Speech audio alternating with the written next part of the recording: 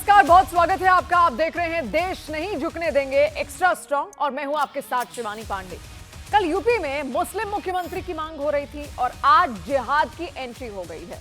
जमीयत उलेमा ए हिंद के अध्यक्ष अरशद मदनी ने एक तरह से मुस्लिमों को भड़काते हुए कहा है कि आज की सरकारें हिंदू मुसलमानों में भेदभाव कर रही हैं। आज मस्जिद और मदरसे तोड़े जा रहे हैं, मुसलमानों के घर बुलडोजर चल रहे हैं, मॉब लिंचिंग में मुसलमानों की हत्या हो रही है, मुसलमानों को हर तरह से मारा जा रहा है और जिहाद करना हर मुसलमान का फर्ज है।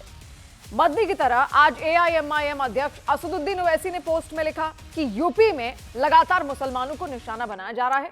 इससे पहले एआईएमआईएम यूपी में मुस्लिम मुख्यमंत्री वाली मांग पहले ही कर चुकी है। अरशद मदनी, ओवैसी और एआईएमआईएम से पहले मुस्लिम पर्सनल लॉ बोर्ड की ओर से कहा गया था कि भारत में हिंदू अब अल्पसंख्यक हो चुके हैं, क्योंकि SC, ST, OBC, Jat, Sikh, बौद्ध, जैन हिंदू नहीं हैं और इसीलिए ये मानना गलत है कि भारत में हिंदू बहुसंख्यक हैं। मुस्लिम पर्सनल लॉ बोर्ड के सज्जाद अली नुमानी से पहले समाजवादी पार्टी के सांसद और अखिलेश यादव के करीबी जावेद अली ने कहा था कि बहुसंख्यक समाज यानी हिंदू जहरीले हो गए हैं। जावेद अली से पहले राहुल गांधी के राजनीतिक गुरु दिग्विजय सिंह सांप्रदायिकता का ठीकरा बहुसंख्यकों को यानी हिंदुओं के सिर पर फोड़ते हुए कुछ कह चुके हैं कि अल्पसंख्यकों के मुकाबले बहुसंख्यक सांप्रदायिकता ज्यादा खतरनाक है।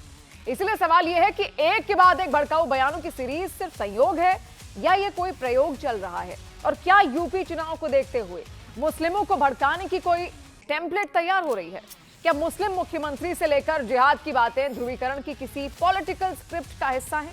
सबसे बड़ा सवाल ये, सेक्युलरिज्म के तमाम चैंपियन लोकतंत्र में जिहाद की भड़काऊ तकरीर पर चुप क्यों हैं? मदरसे गिराए जा रहे हैं, मॉब लिंचिंग में मुसलमान को कत्ल किया जा रहा है, उनके घरों पर बुलडोजर चलाए जा रहे हैं, और आज मुल्क क्या दे रहा है? जिहाद करना हर मुसलमान का फर्ज है। कैसे जो है वो अपनी जो सांप्रदायिक एजेंडा है उसको जो है वो उस पर जो है वो तड़का लगाएं, उसके लिए जो है वो जो भी करना होगा करेंगे। तो इसलिए इस तरह के जिहादी ज़िले इलाहियों को समझ लेना चाहिए कि इस तरह के जिहाद के ज़रिए फसाद की जो इनकी कोशिशें हैं वो कभी सफल नहीं होंगी। तो आखिर चल क्या रहा है? क्या ये चुनावी जुमले हैं? क्या मुसलमानों को रिझाने की कोशिश है या फिर उनको बरगलाने की कोशिश है, उनको भड़काने की कोशिश है? इसी पर हम चर्चा करेंगे और चर्चा करना इस पर बहुत ज्यादा जरूरी है, क्योंकि यूपी में विधानसभा चुनाव आने वाले हैं। सारे राजनीतिक दल अपनी कमर कस चुके हैं, तो क्या चल रहा है इसको समझने की कोशिश करेंगे। और जितने गेस्ट हमारे साथ इस वक्त जुड़ चुके हैं, तुहीन सिन्हा जी बीजेपी का अपना पक्ष रखेंगे, बहुत बहुत स्वागत तुहीन जी आपका। फराज किदवई जी हैं समाजवादी पार्टी का पक्ष रखेंगे, आपका बहुत बहुत स्वागत। मौलाना साजिद रशीदी जी हैं ऑल इंडिया इमाम एसोसिएशन के अध्यक्ष, आपका बहुत बहुत स्वागत। वजाहत कासमी जी हैं इस वक्त हमारे साथ हैं, इस्लामिक स्कॉलर हैं, आपका बहुत बहुत स्वागत। शादाब चौहान जी हैं एआईएमआईएम का पक्ष रखेंगे, आप सभी का बहुत बहुत स्वागत। तुहीन सिन्हा जी, कई सारी चीजें यहाँ पर कही जा रही हैं, क्या लग रहा है आपको? उत्तर प्रदेश में चुनाव है, मुसलमानों को रिझाने की क्या कोशिश चल रही है? नमस्ते शिवानी जी, सबको नमस्ते। देखिए, मैं तथ्यों के आधार पर डिबेट करता हूं। जो लोग बार बार ये भ्रम फैलाते हैं कि मुसलमानों को इस देश में कुछ नहीं मिला है, उनको बता दूं कि 2011-12 में मुसलमानों का रूरल पॉवर्टी दर अर्थात ग्रामीण गरीबी दर 31.7% था, 31.7%। 2023-24 में ये कम होकर 2.4% अर्थात 2.4% हुआ। अर्बन पॉवर्टी दर 39.4% से 5.7% हुआ। ये क्यों हो पाया? क्योंकि जितनी जन कल्याणकारी योजनाएं हैं मोदी सरकार की, उनमें जितना मुसलमानों का इस देश में प्रतिशत है, उससे कहीं अधिक प्रतिशत में उन्हें इन सोशल वेलफेयर स्कीम्स का लाभ पहुंचा है। तो जो लोग ये भ्रम फैला रहे हैं कि मुसलमानों को कुछ नहीं मिलता, मुसलमान प्रताड़ित हैं, वो झूठ बोलते हैं। उनका केवल एक ही काम है इस देश में, इस देश की जनता को परगलाना, उन्हें गुमराह करना, और यही काम कांग्रेस करती है, यही काम समाजवादी पार्टी भी करती है। अभी कुछ दिन पहले all India Muslim personal law board के इसी तरह एक मौलाना ने, वो तो कुछ और ही लेवल पे चले गए थे, वो कह रहे थे कि ट्राइबल ना तो हिंदू समाज का हिस्सा है, ना सिख हिंदू समाज का हिस्सा है, इन सबको अलग कर दो तो हिंदुओं में कुछ नहीं बटेगा। ये क्या चल रहा है, ये तो इन लोगों को बताना पड़ेगा। यानी आपका ये कहना है कि बीजेपी ने गरीबी रेखा से बाहर निकाला है बहुत सारे मुसलमानों को, है ना? बहुत बड़ी संख्या में, बहुत बड़ी संख्या में। मौलाना साजिद रशीदी जी से रिएक्शन मिलूंगी। रशीदी जी, कितना वाकिफ रखते हैं आप इनकी बात का, क्या ऐसा है रशीदी साहब? नहीं, देखिए जब से भारतीय जनता पार्टी सरकार आई है, इसमें कोई दो राय नहीं है कि मुसलमान एजुकेशन की तरफ आया है, मुसलमान अपने काम की तरफ आया है। कुछ बातें थी जो गलत उसकी जिंदगी में, उसने उसको छोड़ा है। लेकिन ये भी सत्य है कि हर रोज नए नए आतंकवादी खड़े होते हैं, हिंदुत्ववादी, और वो मुसलमानों को मारने काटने की बात करते हैं, उन पर कोई कार्रवाई नहीं होती। यति नरसिम्हानंद, पिंकी चौधरी, दक्ष चौधरी, ऐसे न जाने कितने नाम हैं जो रोजाना मुसलमानों को मारने काटने की बात करते हैं, नरसंहार की बात करते हैं, मगर उन पर कोई कार्रवाई नहीं होती। ये भी सत्य है, ये भी हमें मानना पड़ेगा, हम इससे मुंह नहीं मोड़ सकते। दुख इस बात का है कि जिस सरकार को हम अच्छा मान रहे हैं, अच्छा बता रहे हैं, वही सरकार इन आतंकवादियों को सपोर्ट कर रही है। अगर कोई मुसलमान इस तरह का खिलाफ बयान दे दे तो उसकी उसी दिन ठुकाई पिटाई हो जाती है, उसका घर तोड़ दिया जाता है, बुलडोजर चल जाता है। इनके ऊपर क्यों बुलडोजर नहीं चलता? ये बड़े दुख की बात है, और ये सोचना चाहिए सरकार को कि इस तरह के आतंकवादी जो देश में नफरत फैला रहे हैं, मैं इसका जवाब ले लूंगी। लेकिन ये जो लोकतंत्र में जिहाद की बात हो रही है, फला सेना, मौलाना ये सेना, वो रशीदी, सेना, इन सब पर पाबंदी लगे। मौलाना रशीदी जी, ये जो लोकतंत्र में जिहाद की बात हो रही है कि मुसलमान को जिहाद करने का हक है, ये कितना जायज है? क्या ऐसा करना उचित है? नहीं, जिहाद, महमूद मौलाना अरशद मदनी साहब ने जिहाद की जो डेफिनेशन बताई है, वो कोई आज नई डेफिनेशन थोड़ी है। अगर जिहाद जैसे हालात हो जाएं, जिहाद जैसे हालात हिंदुस्तान में है नहीं, लेकिन अगर जिहाद जैसे हालात हो जाएं तो जिहाद तो फर्ज है मुसलमान पे। जिहाद जैसे हालात नहीं है, आज एप्लीकेबल नहीं है चीज अभी। लेकिन जिस तरह से हिंदुओं में तलवारें बांटी जा रही हैं, मुसलमानों को मारने काटने की बातें की जा रही हैं, अगर हिंदू तलवारें लेकर निकल पड़ा तो मुसलमान डिफेंस में तो आएगा, और डिफेंस में जिहाद करना वही जिहाद है। लेकिन क्यों किसी निकलेगा पर अटैक हिंदू करने तलवार को जिहाद लेकर? नहीं कहते। और कौन निकाल रहा है? यही मेरे देश का कानून कहता है।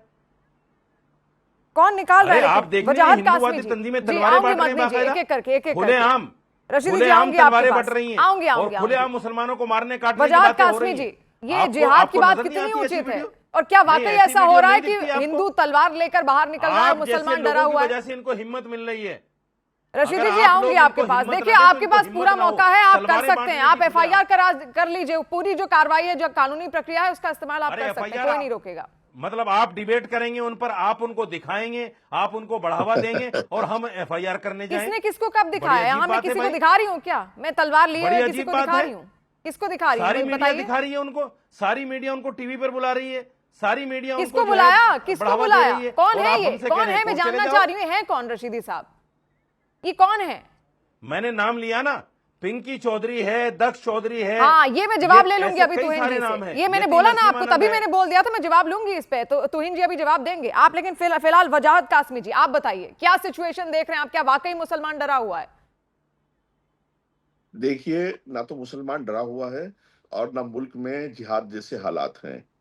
अगर मदनी साहब को ऐसा महसूस हो रहा है कि इस मुल्क में जिहाद जैसे हालात हैं, तो मदनी साहब के दसियों बेटे हैं, दो चार वो जिहाद के लिए मैदान में उतार दें। कौन सी दिक्कत की बात है? मदनी साहब को जिहाद का ऐलान करना चाहिए और अपने बेटों से शुरुआत होनी चाहिए जिहाद की।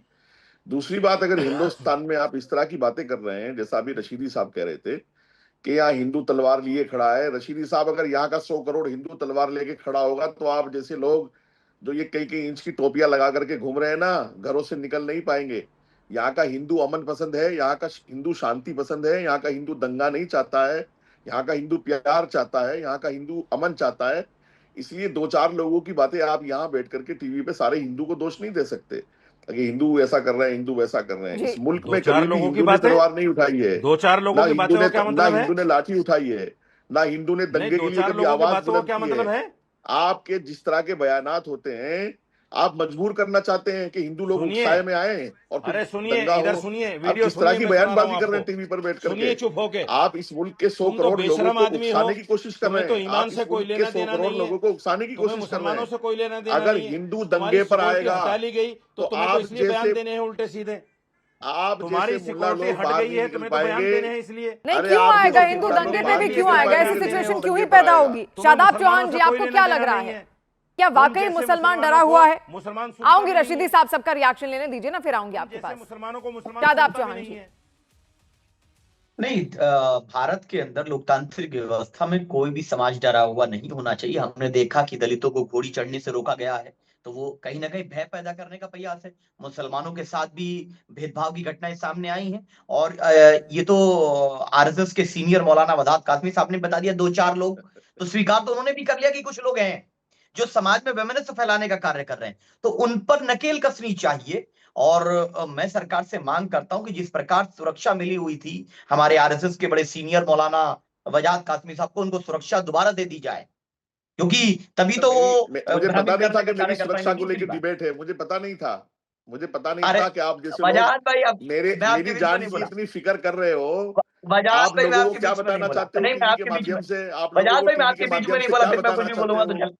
नहीं, आप लोगों मैं को आपके टीवी बीच के वजाद में जी, माध्यम आऊंगी से आऊंगी क्या एक एक बताना करके। चाह रहे हो वजाद मुझे जी, नहीं पता आऊंगी चल आऊंगी रहा है। आऊंगी, आप फिर अपनी बारी में हाँ, बोलिएगा। सवाल, हाँ, हमारा सवाल ये है कि देखिए, लोकतांत्रिक व्यवस्था में हम लोग अगर पॉलिटिकल रिप्रेजेंटेशन की बात करते हैं, तो हम एक तरफ बीजेपी बोलती है कि आप कम्युनल हैं, आप नफरत फैला रहे हैं, आप ये कर रहे हैं। समाजवादी पार्टी बोलती है हम आपको इसलिए नहीं लेंगे क्योंकि मुसलमान तो हमारा सियासी गुलाम है। हमने कहा कि भाई आप मैंने ट्वीट किया एक कि मैं जी, जब पीडीए है तो एक मुसलमान को 2 साल के लिए चीफ मिनिस्टर बनाइए, 2 साल के लिए दलित को बनाइए, 1 साल के लिए ओबीसी समाज के किसी व्यक्ति को बना दीजिए। 34 साल तक हमने आप पे विश्वास किया, एक बार अवसर तो प्रदान कीजिए। और बैरिस्टर ओवैसी साहब ने कहा कि हम खुले दिल से कह रहे हैं, मिल करके भारतीय जनता पार्टी को हराना चाहते हैं, योगी जी। आदित्यनाथ को मुख्यमंत्री बनने से रोकना चाहते हैं। लेकिन अखिलेश यादव जी दुर्योधन का रोल प्ले कर रहे हैं, उनके अंदर अहंकार है। जिस प्रकार कौरवों में अहंकार था और दुर्योधन ने 5 गांव नहीं दिया था पांडवों को, उसके बाद महाभारत हुई और पूरे कौरव बर्बाद हो गए, उसी मार्ग पर अखिलेश यादव जी चल रहे हैं। हम कह रहे हैं कि सभी समाज का राजनीतिक प्रतिनिधित्व हो, और जो समाज में वेमनस फैला रहे हैं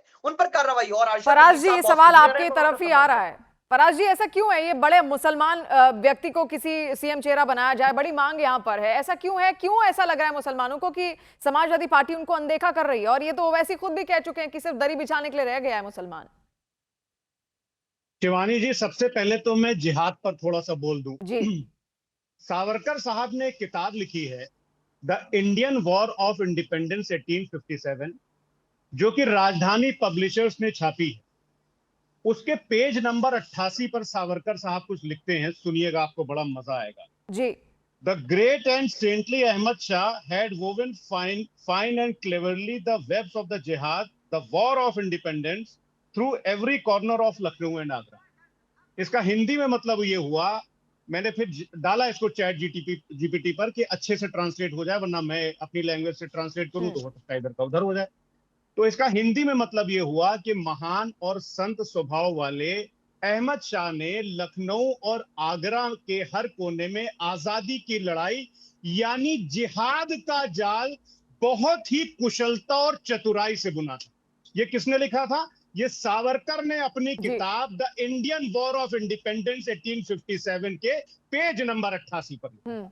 दूसरा सावरकर साहब क्या लिखते हैं, देखिए, आपको बड़ा मजा आएगा, ये सब कहीं मिलता नहीं है। The seeds of the war, the seeds of the jihad had taken such root in Patna that the whole city was a regular haunt of the revolutionary party. इसका हिंदी में मतलब ये हुआ कि पटना में जिहाद की जड़ें इतनी गहरी हो गई थी कि पूरा शहर क्रांतिकारी पार्टी का अड्डा बन गया था। ओके, अब मेरा सवाल आपसे ये है। हाँ, अब मेरा सवाल आपसे ये है। बोलिए बोलिए बोलिए बोलिए। हाँ, तो मैं ये कह रहा हूं कि जिस जिहाद को लेकर के एक माहौल बनाया जाता है, उसके बारे में सावरकर साहब लिखते हैं कि यह स्वतंत्रता आंदोलन था। इसके पेज नंबर 88 पर आप समझ गई मैं आपकी बात, आप क्या कह रहे हैं। लेकिन आज के वक्त क्या जरूरी है जिहाद? ये अब मेरा सवाल है, क्या आपको लगता है जिहाद होना चाहिए? देखिए, लोकतंत्र में क्या सेंस है इसका? कोई मीनिंग निकल कर आ रहा है? देखिए, बुराई के खिलाफ मैं कोई इस्लामिक स्कॉलर नहीं हूं, मगर थोड़ा बहुत जो मैंने पढ़ाई लिखाई की है, उससे मुझे ये पता है कि बुराई के खिलाफ अगर लड़ाई करना लोकतंत्र में हो या गैर लोकतंत्र में हो, तो फिर ये लव जिहाद क्या है और चाहिए। थूक जिहाद क्या है? फराज जी, फिर लव जिहाद और थूक जिहाद क्या है? बहुत मतलब मैं इतना मुझे अच्छा लगा कि आपने ये लव जिहाद और थूक जिहाद वाली बात की। मैं आपसे सिर्फ एक सवाल पूछना चाहता हूं। पूछिए। मैं ये सवाल पूछना चाहता हूं कि मध्य प्रदेश के जो मुख्यमंत्री जी हैं, उनका नाम पता है क्या है? Mohan Yadav ji. News CNBC TV 18 की खबर है, मैं किसी और की खबर नहीं बता रहा हूं के मध्य प्रदेश में टोटल 283 लव जिहाद के केस लॉन्च हुए 2020 से लेकर के अब तक के, यानी कि लगभग 5.5 साल में। उसमें जो कन्विक्शन हुआ वो 60%, यानी कि 93 केसेस फर्जी थे, और ये विधानसभा में बताया गया मध्य प्रदेश की, वहां के मुख्यमंत्री ने बताया। तो बताइए लव जिहाद होता है कि नहीं होता है? तुहिन सिन्हा जी, अब बताइए CNBC फर्जी केसेस कैसे निकल कर आ गए? समझ गई मैं फराज जी, आपका इशारा किधर है? तुहिन जी, अब बताइए फर्जी केसेस कैसे लव जिहाद के निकल कर सामने आ रहे हैं? आपकी गवर्नमेंट वहां पर है, वो आपकी गवर्नमेंट का ही जिक्र कर रहे हैं। आपने तारा सहदेव का नाम सुना है? इंडिया की सबसे टॉप शूटर है। जब उसके पति को कन्विक्ट किया गया हो लव जिहाद के केस में, तो लव जिहाद एग्जिस्ट तो करता है। कन्विक्शन कितना हो, देखिए ये इन्वेस्टिगेशन का मामला बन जाता है। इसमें हो सकता है इन्वेस्टिगेशन सही तौर पे नहीं की गई हो, लेकिन केरला में पहली बार 2009 में केरला का हाईकोर्ट का जजमेंट था कि 4000, यानी आप कह रहे हैं कि जांच सही तरीके से नहीं हुई। एक बड़ी खबर इस बीच आ रही, लौटूंगी आपके पास, रशीदी साहब आपके पास भी आऊंगी। एक बड़ी खबर, एनसीपी विधायक सना मलिक का विवादास्पद एक बयान सामने आया, जहां वो कह रहे हैं कि कुरान के नियमों को भारत में भी लागू करना चाहिए। सना मलिक ने कहा कि भारत में बहुविवाह लागू होना चाहिए। महाराष्ट्र विधानसभा में एनसीपी विधायक का यह बयान सामने आया है। पाकिस्तान में इस्लामिक कानून है, भारत में भी वैसे ही लागू होना चाहिए, ये उन्होंने कहा है। और क्या कुछ कहा, सुनिए। पॉलीगैमी मुस्लिम्स में अलाउड है, मुस्लिम लॉ अंतर्गत। इस्लाम के में जो भी कुरान बोलता है वो हम फॉलो करते हैं। अगर कुरान में कोई चीज़ कही गई है उसको फॉलो करने के लिए अगर इम्प्लीमेंटेशन पाकिस्तान ने लाया है तो भारत देश भी लाए, और हम इसकी मांग करते हैं। शायद हमारी सना दीदी भूल गई होंगी कि वो हिंदू राष्ट्र में बैठी हैं, खड़ी है, वहाँ की विधायक हैं, पाकिस्तान के पार्लियामेंट में बैठे और विधानसभा में बैठी नहीं है। मौलाना रशीदी जी, आप कुछ कहना भी चाह रहे थे, और ये बयान भी यहाँ पर अगर आपने सुना होगा, इसमें सीधे इस्लामिक कानून को लागू करने की बात की गई है भारत में, जैसे पाकिस्तान में है। आपको क्या लगता है, क्या ऐसा होना चाहिए भारत में भी? नहीं, देखिए, भारत में तो संविधान ने इस चीज की आजादी दी है कि आप अपने धर्म पर अमल करो और उसका प्रचार प्रसार करो। जब हमारे धर्म में ये चीज है, पॉलीगेमी है, अभी इस पर कोई नया कानून अभी तक देश की पार्लियामेंट ने नहीं बनाया, तो फिर अभी तक तो संविधान के मुताबिक हम अपने धर्म पर अमल करेंगे। रही बात पाकिस्तान की, हम पाकिस्तान को नहीं मानते, बिल्कुल नहीं मानते। दूसरी बात, आप जो है कुछ चाटुकार मौलाना बिठा लेते हो जो अपनी सिर्फ सिक्योरिटी लेने के लिए इस तरह के उल्टे सीधे मुसलमानों के खिलाफ बयान देते हैं। उनको होश में आना चाहिए कि तलवे हमेशा चाटकर जिंदा नहीं रहा जाता, तलवे चाटकर जिंदा नहीं रहा जाता। इन अल्लाह को भी मुंह दिखाना है, समाज को भी मुंह दिखाना है। कौन से मुंह से आप ऐसी बातें कर लेते हो भाई कि नहीं, कुछ नहीं है? ये 10 तरह के लोग जो मुसलमानों के खिलाफ जहर उगलने का काम करते हैं, बाकायदा मारने काटने का, नरसंहार का काम करते हैं, आपको नजर नहीं आते? आपकी टोपी इतनी छोटी हो गई कि आपके दिमाग में ये चीजें नहीं घुसती? आपको सिर्फ इस बात की पड़ी है कि मेरी जान कैसे बचे? ये पूरा मुस्लिम समाज कहां जाके खड़ा होगा? तौहीन सिन्हा जी को इस बात का जवाब देना चाहिए। हमने डंके की चोट पर दिल्ली में भारतीय जनता पार्टी को वोट दिया, लेकिन गुलाम बनने के लिए नहीं दिया, नतमस्तक होने के लिए नहीं दिया, इसलिए दिया ताकि हम गुलामी की जंजीरों से निकलें। जो 65 साल की हम दूसरी सरकारों की गुलामी में थे, अगर बीजेपी में रहकर भी हमें गुलाम रहना पड़ेगा तो फिर क्या फायदा हमारा बीजेपी को वोट देने का? मेरा भी होगा, मैं ऐड ऑन करूंगी इसमें। क्या फायदा हमारा बीजेपी को वोट देने का? रशीदी जी, आऊंगी एक एक करके। सना मलिक का जो बयान आपने सुना, ये अजीत पवार गुट की ही है, आप अगर आपको ध्यान हो, ये आप ही के लोग, आप ही के साथ के दल हैं, ये ऐसे क्या, मतलब क्या, किस तरीके से बयान सामने आ रहे हैं? तुहिन जी, मैंने देखिए, सबसे पहले तो सना जी किस मुल्क में है शायद वो भूल गई हैं। यहाँ जो है, जो पाकिस्तान की तुलना कर रही है भारत का, ये वहां के नियम यहाँ लागू नहीं हो सकते। दूसरा, मैं रशीदी जी को जवाब देना चाहता हूँ, ये बार बार जो कह रहे हैं कि मुसलमानों का नरसंहार हो रहा है, अरे इस देश में, आजाद भारत में, अगर किसी एक समुदाय का नरसंहार हुआ है तो कश्मीरी पंडितों का हुआ है। पूरा का पूरा कश्मीर वैली साफ कर दिया गया था, तब मौलाना रशीद की आंखों में आंसू नहीं आया था? इसका मतलब ये हुआ कि आप उन नरसंहार करने वालों के साथ खड़े हुए हैं।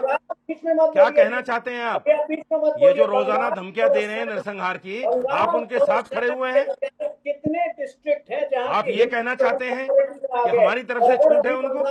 भाजपा की सरकार नहीं बनती तो इसी तरह ये लोग इलीगल माइग्रेशन को प्रमोट करके हर एक डिस्ट्रिक्ट में हिंदू को माइनॉरिटी में लाते हैं, और आज ये कह रहे हैं कि मुसलमानों का नरसंहार होता है इस देश में। अरे सोचना चाहिए आपको ये बात करते हुए। सबसे पहले तो आपने बात जब शुरू की आज शो पर तो थोड़ा बहुत ईमानदारी आपने दिखाई थी। आपने खुद कहा कि 12 वर्षों में मुसलमान काम करने लगा है, मुसलमान पढ़ने लगा है, उसके बाद वापस अपने प्रोपेगेंडा में आ गए। अरे साहस करिए, पूरा सच बताइए। मुसलमानों की हालत सुधरी है और आप लोग जो है केवल और केवल मुसलमानों को भ्रमित करना चाहते हैं। सुनो मैं बताता हूँ सच क्या है पूरा। सुनो मैं बताता हूँ और आपको वीडियो भी दिखाता हूँ, आपको वीडियो भी दिखाता हूँ और सच भी बताता हूँ।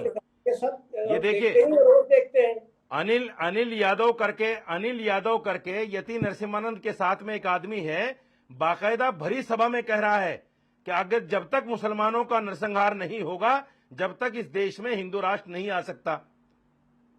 जो लोग मुसलमानों को मारने काटने की बात करते हैं, आप उनका संरक्षण कर रहे हैं। इस आदमी को गिरफ्तार क्यों नहीं किया जाता? हम सरकार के ऊपर लांछन नहीं लगा रहे हैं, मैं सरकार के ऊपर लांछन नहीं लगा रहा हूं। मैं सरकार को कह रहा हूं कि हाँ मुसलमान की हालत अच्छी हुई है, लेकिन मैं इन बातों को भी नहीं भूल सकता जहां मुसलमानों को मारने काटने की बात होती हो। इसका जिक्र किया, ठीक है। शादाब चौहान जी, एक सवाल आपके सामने और डंडे की चोट बोलूंगा। ओके, आऊंगी आपके पास एक एक करके। अकबरुद्दीन ओवैसी का एक बयान था, शादाब जी, अकबरुद्दीन ओवैसी का एक बयान था। उन्होंने कहा था कि 15 मिनट के लिए पुलिस हटा दो, फिर देखो क्या होता है। ये इसका मतलब क्या था? आपने इससे पहले कहा कि बहुत ऐसे जगहें हैं जहां पर लगातार डर का माहौल फैलाने की कोशिश है, तो ये स्टेटमेंट क्या कहता है? क्या इससे डर नहीं लगेगा किसी को कि 15 मिनट तक पुलिस हटा दो फिर देखो क्या होता है? ये क्या था? मतलब इसका मीनिंग समझना चाह रहे हैं। वो प्यार फैला रहे थे। शादाब चौहान जी, अरे सुन लीजिए। अरे तुम भाई आप शादाब चौहान तो जी बोलने दीजिए, उनको बोलने दीजिए। हाँ बोलिए शादाब चौहान जी, बोले। अगर घर वापसी करना चाह रहे, शादाब चौहान नाम लेना चाह रहे तो मुबारक उनको, कोई मसला नहीं, स्वागत है उनका। देखिए मैं खुश हूँ। तो जी आऊंगी आपके पास, please I am requesting you. बीच में ना बोलिए, फिर मेरे को बोलने दीजिए। देखिए जो बयान था उसका क्या मतलब था, ये वहां के अदालत ने तय कर दिया, अदालत ने फैसला दिया। अदालत गई, उन्होंने अपने आप को कानून के हवाले किया, उस पर पूरा इन्वेस्टिगेशन हुआ, उसके बाद न्यायालय ने फैसला दिया। पर इसका मीनिंग क्या था? मतलब ये क्या था? 15 मिनट के लिए पुलिस हटा दो फिर देखो क्या होगा, ये था मैं क्या? कह रहा हूं माननीय न्यायालय ने उस पर इंसाफ कर दिया ना, वो तो कर दिया, लेकिन मैं आपसे बस मतलब पूछ रही हूँ, आप उसी पार्टी का हिस्सा है ना। वही, इसीलिए यही तो बता रहा हूँ कि जो मतलब माननीय न्यायालय ने बताया वही मतलब है। सवाल के जवाब को आपने घुमा दिया है। इंसाफ हुआ उसी प्रकार अकबर साहब के साथ। अच्छा मुझे ये बताइए 2027 का उत्तर प्रदेश में चुनाव है, AIMIM पार्टी वहां पर लगातार अपने पैर जमाने की कोशिश कर रही है, और एक बार इम्तियाज जलील जी ने सीधे कहा था कि ओवैसी से बड़ा कोई मुस्लिम नेता नहीं है। तो क्यों नहीं आपको फिर वोट मिल पा रहे हैं? क्यों नहीं मुसलमान आप पर भरोसा इतना कर पा रहा है? क्यों नहीं चेहरा चुना जाता है ओवैसी का? क्या कारण है? देखिए जब मान्यवर काशीराम जी ने संघर्ष किया था तो 400 500 वोट आते थे, तो हम लोग संघर्ष के दौर से गुजरे। लेकिन आज बिहार में हमने देखा, महाराष्ट्र में हमारी जो कामयाबी मिली है वो इस बात को प्रमाणित करता है। उत्तर प्रदेश में 2027 में हम लोग एक नई क्रांति के लिए तैयार है। हम लोग 200 सीटों पर ऑर्गेनाइजेशनल स्ट्रक्चर कंप्लीट कर चुके हैं, और हमारे नेता ने कहा कि अब हिस्सेदारी की बात होगी, अब दरी नहीं बिछाएंगे, अब पॉलिटिकल रिप्रेजेंटेशन की बात होगी। जो हमारी हिस्सेदारी स्वीकार नहीं करेगा, अब उत्तर प्रदेश का मुसलमान उसको वोट नहीं देगा, चाहे वो कुछ भी षड्यंत्र रचले। अब तक बीजेपी से दरी बिछाने का काम नहीं किया जाएगा। फराज किदवई जी सीधे तौर पर कह दिया है दरी बिछाने का काम नहीं किया जाएगा। कल ये भी मांग हो रही थी कि मुस्लिम चेहरा क्यों नहीं समाजवादी पार्टी आगे रखती है, क्यों सिर्फ अखिलेश यादव का चेहरा है? तो क्या आप चेहरा बदलने की बात भी कर रहे हो? कल भी रशीदी जी हमारे साथ जुड़े थे, उन्होंने भी कहा था कि अगर वो चेहरा नहीं बदलेंगे, हमको मौका नहीं देंगे, तो हम नहीं उनको वोट देने वाले। तो मुसलमानों को कैसे मनाएंगे अब आप? देखिए ये लोग जो हैं ये सिर्फ और सिर्फ भड़काने का काम करते हैं। 2027 में उत्तर प्रदेश में मुख्यमंत्री की वैकेंसी कोई नहीं है, आदरणीय अखिलेश यादव जी का नाम लिख चुका है। और 2029 में जब पार्लियामेंट के चुनाव होंगे तो आदरणीय अखिलेश यादव जी इस देश के प्रधानमंत्री बनेंगे। और बाकी मुंगेरी लाल के हसीन सपने हैं, पहले यूपी की तो तैयारी आप कर लीजिए 2027 की। दिल्ली का रास्ता बहुत पुरानी कहावत है, बहुत पुरानी कहावत है कि दिल्ली का रास्ता उत्तर प्रदेश से ही होकर के गुजरता है। मुख्यमंत्री भी अखिलेश यादव, क्योंकि मुख्यमंत्री भी अखिलेश यादव और प्रधानमंत्री भी अखिलेश यादव। अरे सुन MP और में मुसलमान अखिलेश गली में यादव जाएगा। और अरे विधानसभा सुन में लीजिए। अखिलेश यादव अरे अरे और अरे सर तमाम सर सदनों में अखिलेश यादव। अरे मुसलमान अरे का सुनिए कहीं तो। इलाज नहीं है, अरे मुसलमान अरे को कहीं अरे ओहदा नहीं मौलाना मिलेगा, साहब, ये साफ अरे कर रशीदी दिया। साहब, अरे मेरे भाई इनको- शर्म करो मुसलमान अरे होकर, शर्म करो यार मुसलमान होकर। इस तरह अरे मुसलमानों को गुलाम बनाओगे, इनका भोपू चुप इस करवाइए तरह भाई, मुसलमानों को इनका गुलाम भोपू- बनाओगे, ओके रशीदी जी इतनी बोलने गुलामी दीजिए आप कराओगे उनको, फराज जी को मुसलमानों जवाब से? देने दीजिए। इतनी गुलामी कराओगे फराज जी मुसलमानों से? बोलिए बोलिए। रशीदी जी देखिए- प्लीज आपके पास फराज आऊंगी मैं। भाई इतनी गुलामी कराओगे मुसलमानों से? इनका आजम भोपू खान बंद को हुआ ही कि नहीं रशीदी हुआ? जी आऊंगी आपके अरे पास। भैया। फराज की बताइए। अरे आजम खान जी। को ही मुख्यमंत्री देखिए बना दो। 2024 अरे इनको हद बोलने है दीजिए, इनको बोलने बेशर्मी की यार, मुसलमान बोलने होकर दिया। जो है हाँ, बोलो मुसलमानों और को बोलो। जलील कर रहा है बैठकर आदमी। और बोलो और बोलो और बोल मतलब किदवई नहीं, साहब आजम ये खान तो बताइए, मुसलमान है, यानी आजम चेहरा खान नहीं को बदलेंगे ना मुख्यमंत्री बना दो भाई। किदवई साहब 2027 में चेहरा अखिलेश यादव आजम ही खान रहेगा को ना, मुख्यमंत्री ये बना बताइए। दो। अरे इनका भोपू तो चुप नहीं करवाइए। सवाल हद है यार पूछ रहे हैं वैसे बेशर्मी आपसे, है। वो जायज सवाल पूछ रहे हैं फराज तो भाई इसलिए मैं रोक नहीं रही। कमाल है बोलिए बिल्कुल। तो चाहिए आजम सरकारी खान को बना मौलाना। दीजिए मुसलमान ना होकर सीएम मुसलमान चेहरा। को जलील कर रहा है बैठकर। अरे भैया सरकारी मौलाना चुप हो जाओ, हमें बोलने दो, जवाब देने दो। सरकारी मौलाना क्यों परेशान हो इतना? देखिए 2027 और आप में कौन है भाई? आप आदरणीय- कौन है? आप मैं अखिलेश आदरणीय- यादव के पिट्ठू, आप मैं अखिलेश यादव के मैं उनका चाटुकार। सिपाही हूँ, मैं आप कौन है? हाँ, आप मैं कौन उनका चाटुकार। सिपाही हैं आप? हाँ, आप है। उनकी चाटुकारिता कर रहे हो, हाँ, तलवे करते चाट रहे हो हैं, बैठकर करते हैं। टीवी पर। हाँ, आप हाँ, सिपाही ठीक है। हो? सिपाही हाँ, है तलवे नहीं सिपाही। चाटता, सिपाही सिपाही कानून हैं लागू हम। करता है, सिपाही सिपाही हैं हम। ईमानदारी से काम करता है। अच्छा, आप जहां किसके अपनी तलवे बात चाट आती है रहे वो हैं? भी करता है, आप कौम की किसके बात बीजेपी आती है के वो भी तलवे करता चाट है। रहे हैं? तलवे नहीं बीजेपी के चाटता तलवे सिपाही चाट रहे बैठकर, हैं। बीजेपी सिपाही के तलवे नहीं चाट रहे चाटता, हैं। आरएसएस के सिपाही कैंप में तलवे बैठ नहीं करके चाटता किसके आपकी तलवे तरह। चाटते हैं? आप शिवानी तलवे जी, चाट मैं रहे हो ऐसे डिबेट बैठकर। नहीं करता हूं। मैं नहीं ये चाटता सरकारी किसी ठीक है, को। वजाहत मैंने कासमी जी अभी आऊंगी, अब भारतीय आप जनता दोनों के पार्टी पास को भी वापस दिखाया आऊंगी। है। मैं वजाहत तलवे नहीं कासमी जी चाटता किसी के। ये मतलब जो क्या सच है, बात मुसलमान होती है कैसे कहता जाए? हूं। मतलब आंखों यूपी में आंखें जब डालकर यूपी या कहता कहीं हूं। पर भी किसी भी आपके राज्य में हो, अंदर हिम्मत नहीं है रशीदी आजम जी खान का नाम फराज लेने जी की। प्लीज रिक्वेस्टिंग यू वजाहत जी मुझे बताइए। I would request you, please give me chance because this guy has hijacked. Okay Faraz आपकी जी आई हिम्मत विल नहीं लेट यू। आजम खान का नाम लेने रशीदी की। साहब please I am requesting you, फिर ऑर्डर डाउन करना पड़ेगा। आप बोल रहे हैं ना काफी देर से। फराज आपकी जी बोलिए। हिम्मत नहीं आजम खान का नाम लेने की। ओके आपकी रशीदी जबान साहब कच्ची गिर जाएगी। प्लीज प्लीज आप प्लीज शर्मिंदा प्लीज आई एम हो रिक्वेस्टिंग ऑर्डर ये डाउन कर डिबेट दीजिए। को खराब फराज करने जी आते बोलिए। हैं। फराज जी आप बोलिए। फराज जी की ऑडियो नहीं आ रही है। ये दो जी can you जी hear me? बोलिए Hello, can you- बोलिए यस। हाँ, मैं ये बोल रहा हूं कि दिल्ली का रास्ता उत्तर प्रदेश से जाता है और 2024 में आदरणीय मोदी जी को जो 240 पर लाए वो आदरणीय अखिलेश यादव जी लाए, क्योंकि उत्तर प्रदेश में हमने इनको पटकनी दी। अब आरएसएस के फंक्शंस में जाने वाला कोई मौलाना ये नहीं समझेगा और टीवी पर आकर के अपनी अरे फराज अपनी भाई, बत्तीसी आप दिखाएगा। ये बता दो यादव ने अब- कितना वोट दिया अरे आपको? भैया आप यादव इनको ने चुप कितना करवाइए। वोट दिया शिवानी जी 2024 में? रशीदी जी आप मैं बोलने चुप दीजिए, बैठा फिर हूं। यादव वो ने बोल नहीं कितना पाएंगे। वोट दिया आपको 2024 में? लेकिन दिक्कत क्या है किदवई यादव साहब? ने ये कितना वोट दिक्कत दिया क्या है? 2024 किसी में? मुसलमान चेहरे को बनाने में क्या और दिक्कत मुसलमान है? ने कोई कितना मुसलमान वोट चेहरा दिया भी तो सीएम बन 2024 सकता है। रशीदी साहब बोलने दीजिए ना, मुझे भी तो नहीं बोलने दे रहे हैं आप।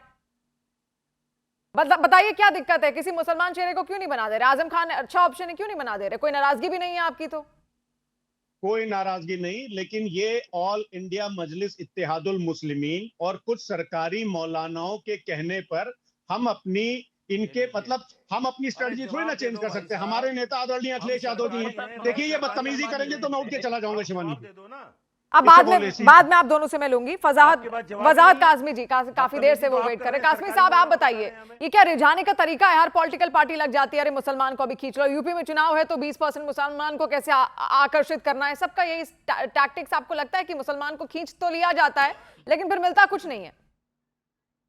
देखिए, जब भी मौका मायावती को या वो समाजवादी को रहा है या कांग्रेस को रहा है उत्तर प्रदेश में या और भी अन्य प्रदेशों में, तो मुसलमान इनको कभी किसी मौके पर हिस्सेदारी के लिए याद नहीं आया, लेकिन दरी बिछाने के लिए हर मौके पर याद आया है। और अभी जो हमारे रशीदी साहब जो हिंदुओं को कट्टर साबित करने की कोशिश कर रहे हैं, मैंने समझाने की कोशिश ये की है कि जिस तरह आप लोग दहशतगर्दों के मुकदमे लड़ते हो, जिस तरह आप लोग दहशतगर्दी की वकालत करते हो, सिमी की वकालत करते हुए आए हो, पीएफआई की वकालत करते हुए आए हो, इस तरह हमने कभी 100 करोड़ हिंदुओं को इन 10-5 लोगों की वकालत करते हुए नहीं देखा है। अगर मुल्क का 100 करोड़ हिंदू भी वही शिद्दत अपनाएगा जो आज अरशद मदनी साहब बातें कर रहे हैं, तो मुल्क के हालात ये नहीं होंगे। पूरी दुनिया का सबसे अमन पसंद मुल्क है भारत, और पूरी दुनिया में सबसे ज्यादा आजादी मुसलमानों को अपने मजहब के लिए भारत में है। तो फिर रशीदी साहब इस तरह के बयान देकर या मदनी साहब इस तरह के बयान देकर यहाँ का सुकून प्लीज खराब ना करें। बोलिए रशीदी और जी। मुसलमानों की इज्जत ओके, मैं जवाब ले लेती हूँ आपकी बात का। वजाहत जी जवाब ले लेती हूँ, बोलिए रशीदी साहब। इनसे ये पूछिए, ये जो तलवे चाटने की बात करी, इनसे ये पूछिए क्या संविधान में मैंने सही किसी बात की आदमी है। का अरे भाई, मैं मुकदमा सही लड़ने बात की कर रहा हूँ, इजाजत तलवे नहीं है? चाटने की बात नहीं कर रहा हूँ। क्या मैं। संविधान में इजाजत नहीं है मुकदमा आप लड़ने अपनी की? ईमानदारी से संविधान ने कहेंगे कि इजाजत दी है उनका 100 मुकदमा करोड़ लड़ने हिंदू की। आतंकवादी है। संविधान ने इजाजत दी है मुकदमा लड़ने की। आप कौन से संविधान की बात करते हैं? आप कौन से संविधान की बात कर रहे हैं भाई? आपकी आप मुल्क में दंगा चाहते आतंकवादी हैं, का आप मुल्क में मुकदमा दंगा लड़ने चाहते की अब भी तुहिन जी, संविधान में मेरे पास इजाजत समय है। कम है, एक अरे एक भाई, करके। ठीक है, रशीदी साहब और कासिम साहब, प्लीज प्लीज प्लीज प्लीज आपको तो प्लीज। जानकारी ओके, तुहिन जी मुझे बताइए, सुवेंदु अधिकारी का एक बयान था, सुवेंदु अधिकारी ने नंदीग्राम में जब वो जीते। बैठते हो। रशीदी साहब एक मिनट, आप मुझे पूछने दीजिए ना, आप दोनों भी सुनिए, मैं आप ही से रिलेटेड कोई सवाल पूछ रही हूं उनसे। सुवेंदु सर जी ने कहा था कि नंदीग्राम में मुस्लिम वोट टीएमसी को मिला है, अब मैं सिर्फ हिंदुओं के लिए काम करूंगा। फिर एवरेज जो वोट है जो मुसलमान आपको करता है लगभग 8% तक का है, तो आप तो एक तरीके से इनको भी दरकिनार कर देंगे ना ऐसे बयानों से। वो 8% भी आपको मुसलमान नहीं वोट करेंगे, उतना भी पसंद नहीं किया जाएगा, तो क्यों ऐसे बयानबाजी करते रहते हैं? बात करें वो पुरानी बयान है, वो पुराना बयान है। असर तो होगा ना, दिमाग में तो आ जाएगा ना व्यक्तियों के। अगर पूरी राजनीतिक जीवन आप किसी का भी देखें तो कोई ऐसा राजनीतिक नेता नहीं है जो कि सिर्फ सही बयान दिया है। समय की बात होती है, उस समय जो है ममता बनर्जी का तुष्टीकरण चरम पर था, और कहीं ना कहीं उस तुष्टीकरण को तोड़ने के लिए हमें हिंदू कंसोलिडेशन चाहिए थी। तो क्या परिस्थिति थी मुझे नहीं पता, लेकिन मैं हैरान हूं शिवानी जी की इस पूरे डिबेट में अभी तक किसी ने ये आरोप नहीं लगाया कि हम लोग जो है टिकट नहीं देते मुसलमानों को। तो इसलिए मैं आगे बढ़कर आपको जवाब देता हूं कि हमने नल से जल मुहैया कराया है, हमने शिक्षा मुहैया कराई है, हमने स्वास्थ्य सुविधाएं मुहैया कराई है, समान अवसर दिए हैं मुसलमानों को। आपको नेता बनाने की जिम्मेदारी हमारी नहीं है।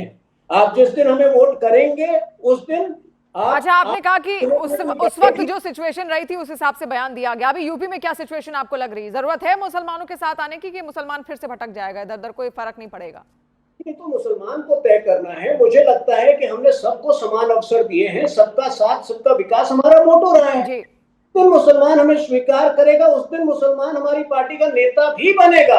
मैं आपको बता रहा हूं, ये लोग भ्रमित करते हैं, ये जो 3 लोग आपके पैनल पे बैठे हैं, ये लोग बार बार भ्रमित करते हैं मुसलमानों को, लेकिन जैसा आपने कहा % हुआ है और बड़ी तादाद में मुसलमान इनके भ्रम में आना बंद कर, यानी कि मुसलमान भ्रम में किसी के भी ना आए, ये आपका कहना है। अब फराज जी, एक और सवाल मेरा जो था, पीडीए का कॉन्सेप्ट बड़ा चल रहा है समाजवादी पार्टी में, तो पीडीए तो पिछड़ा, दलित और अल्पसंख्यक हो गए, लेकिन कभी आप मान लीजिए इनफैक्ट कि आपकी सरकार अगर आ गई यूपी में, तो बाकी जो अपर कास्ट के और दूसरे पीडीए से इतर जो लोग हैं वो उनने भी तो आपको चुना होगा ना। आप तो नेता तो उनके भी हुए ना, आप तो सीएम उनके भी तो हुए ना, फिर उनको तो आपने इग्नोर कर दिया।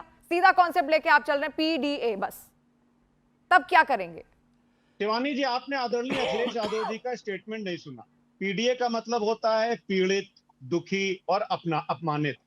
अगर किसी तरह से शिवानी पांडे जी भी पीड़ित हैं, मान लिए गॉड फॉरबिड, खुदा न खास्ता, या कभी अपमानित महसूस करती है, तो आप हमारे पीडीए का हिस्सा होंगे। वो 99% लोग इस देश के जो आज की तारीख में या तो इकोनॉमिकली पीड़ित हैं या दुखी हैं या अपमानित महसूस कर रहे हैं, वो सब पीडीए का हिस्सा है। दो बातें शिवानी जी, मैं तुहिन जी से एक रिक्वेस्ट करूंगा, आप मुसलमानों को पॉलिटिकल रिप्रेजेंटेशन मत दीजिए। साहब मुख्तार अब्बास नकवी को कुछ सभासद, तो इसमें ये पीडीए में मुसलमान और यादव समाज भी क्या आता है? मतलब क्यों नहीं आता है? अच्छा, सबसे ज्यादा पीड़ित, सबसे ज्यादा दुखी, सबसे ज्यादा अपमानित तो आज की तारीख में पिछड़ा, दलित और अल्पसंख्यक ही है। आ गया ना, आपने अपने वोट बैंक को मेंशन कर दिया ना, बस वही जानना चाह रही थी मैं। वोट को बैंक हम नहीं समझते हैं, हमारे सम्मानित मतदाता होते हैं। समाजवादी हैं आप नहीं मान सकते किसी को ऐसा, आपको सबको साथ लेकर चलना ही पड़ेगा, आपके टाइटल में लगा हुआ है। 20 सेकंड और दे दीजिएगा बस। जी बोलिए 20 सेकंड और दे दिएगा। रशीदी साहब प्लीज, आ रही हूँ आपके पास। फराज जी जल्दी बोलिए। तुहिन भाई ने अभी ये कहा कि साहब ये मुसलमानों को समान अवसर दे रहे हैं। तुहिन भाई एक काम करिएगा, 27 फरवरी 2026 का हिंदू पढ़िएगा, पेज नंबर 6, उस पे कंज्यूमर पिरामिड हाउस होल्ड सर्वे छपा है फुल पेज का। इस टाइम डिटेल्स बताएंगे तो 20 मिनट निकल जाएंगे। उसमें साफ साफ लिखा हुआ है कि जो डाउनवर्ड मोबिलिटी 2014 से लेकर के 2025 में हुई है, हाउस होल्ड्स की अगर हम बात करें तो सबसे ज्यादा मुसलमानों में हुई है, फिर दलितों में हुई है, और अपवर्ड मोबिलिटी उन लोगों में हुई है जो भारतीय जनता पार्टी जिन लोगों के साथ वो ऐसा वो करती है कि मतलब ठीक है, तो जिसको आप इंजी वो जाकर समझते घर हैं। ये जरूर देखेंगे। शादाब जी, आप बहुत देर से शांत भी हैं, अब यूपी में क्या तैयारी है आपको, और आपको ऐसा क्यों लग रहा है कि यूपी में जो मुसलमान है वो आपकी बात सुनेगा या आपको वोट देगा? नहीं, हमें पूरा विश्वास है, क्योंकि अखिलेश यादव जी ने जिस प्रकार से बीजेपी के साथ मिलकर के मुसलमानों को पॉलिटिकली अनटचेबल बनाने का षड्यंत्र रचा है। अब फराज भाई अल्पसंख्यक बोल रहे, मुसलमान बोलने में भी फराज भाई को डर लग रहा है, कहीं पार्टी कुछ कार्रवाई ना कर दे कि मुसलमान शब्द इस्तेमाल कैसे किया।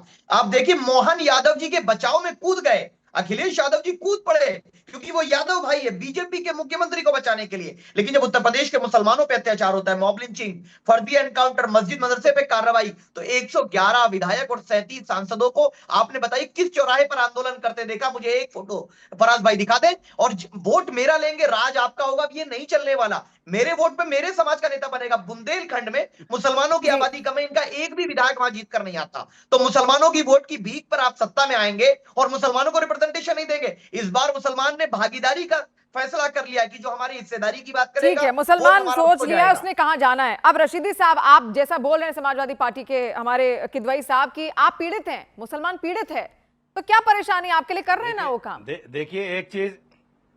देखिए एक चीज मैं आपके चैनल के माध्यम से एक ऐलान करता हूं, और शादाब भाई भी बैठे हैं और फराज भाई भी बैठे हैं, दोनों की तरफ एक सवाल फेंक रहा हूं।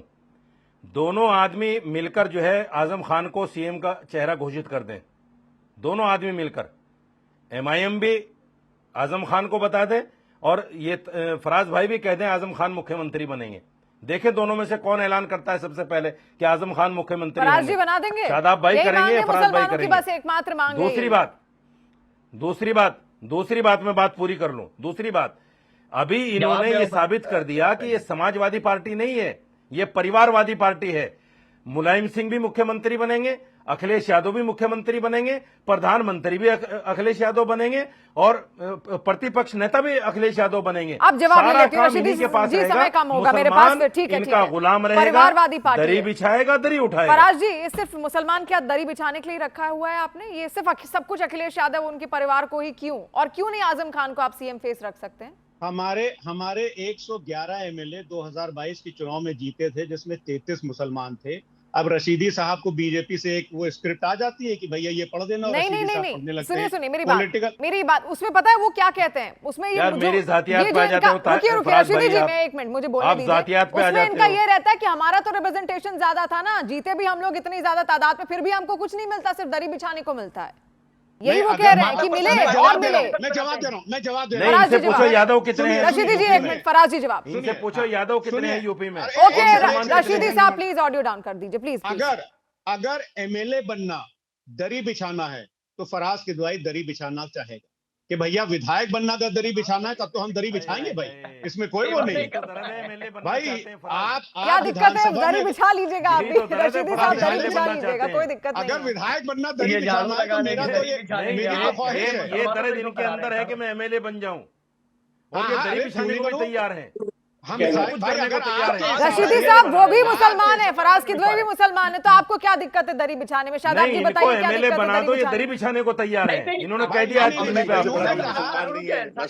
कहा कि मुसलमान दरी बिछाएगा, सबसे बड़ा मुसलमान है अभी बनना है, तो वो अपनी विधायकी के लिए दरी बिछा रहे हैं, और ये बता रहे हैं कि जो सपा में मुसलमान है वो दरी बिछाकर खाली विधायकी पाना चाहता है। उन्हें मुसलमानों के मुद्दे से कोई मतलब नहीं है, शिक्षा, स्वास्थ्य, रोजगार कोई विषय नहीं है, उनका मकसद है दरी बिछाओ। नहीं, आपको भी मुसलमानों के मुद्दे से मतलब नहीं है, आपको भी एमएलए बनना है सीधा। आपने कह दिया कि मुझे एमएलए बना दो, एक एक करके शादाब जी। 33 विधायक मुसलमान हैं। 33 विधायक मुसलमान हैं। ओके, अब रशीदी साहब बोलिए। कि मैं दरी बिछाने को तैयार है, बस एमएलए बना दो। साजिद भाई मुझे बोलने दीजिए। साजिद भाई, फराज भाई ने साफ कह दिया कि मुझे दरी बिछाने में कोई ऐतराज नहीं है, मुझे एमएलए बना दो बस। साजिद भाई प्लीज मेरी बात, साजिद भाई यहीं से तो मुसलमान भटकता है कि जाना कहाँ है, यहीं से मुसलमान भटकता है कि अब आगे का रास्ता कहाँ। जब दरी बिछाने में कोई आपत्ति नहीं हो रही समाजवादी पार्टी को, हम बिछा सकते हैं, ठीक है, कोई दिक्कत नहीं, तो आगे का विजन नहीं है, रिप्रेजेंटेशन नहीं है, रिप्रेजेंटेशन ही तो मांगता, और राजनीति में रिप्रेजेंटेशन नहीं होगा तो फिर आप काम कैसे करेंगे? इसी को लेकर आज हमारी पूरी चर्चा थी। आप सब हमारे साथ जुड़े, बहुत बहुत शुक्रिया, और आज के लिए देश नहीं झुकने देंगे में सिर्फ इतना ही।